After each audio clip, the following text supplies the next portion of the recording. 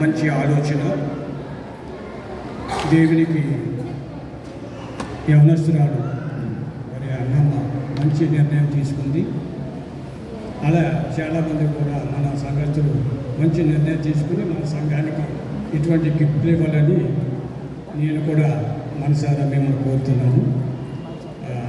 Very good. God bless you Annamma.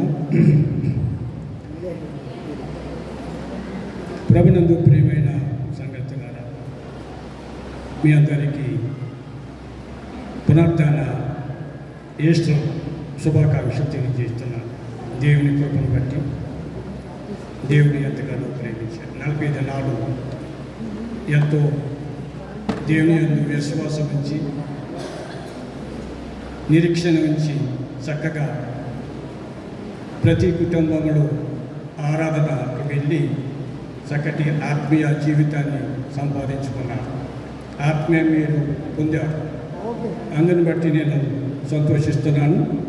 దానికి ముఖ్య కారకులు మన దైవ సేవకులు మన సిఆర్ గారు ఎంతగానో ఆత్మీయంగా నడిపించారు. ఈ సంవత్సరం చాలా అద్భుతంగా కార్యక్రమాలు జరిగాయి. చాలా మూలాంశాలు చక్కటి సబ్జెక్ట్ తీసుకుని వారు మాట్లాడారు. నేను రాలేకపోతున్నా అయ్యగారు వాక్యం పూర్తయ్యే వరకు నేను బైబిల్ స్టడీ చేసుకుని ఉంటాను ఇంటిగా. ఆయన మంచి అనుభవం కలిగేవారు. చక్కగా ఈ 40 దినాల సమయముగా ఆ సమయముగా ఎంతగానో మరి సువార్త ప్రకటించారు. అందుని బట్టి ఎపిఫానియా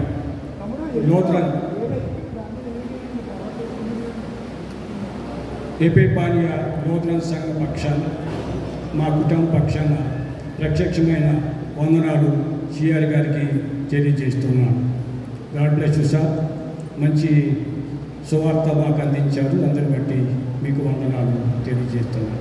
ప్రభునందు ప్రియమైన వారు, సజీవుడైన దేవుణ్ణి ఎందుకు వెతుకుతున్నారు అని లేఖనాలు ఉన్నాయి.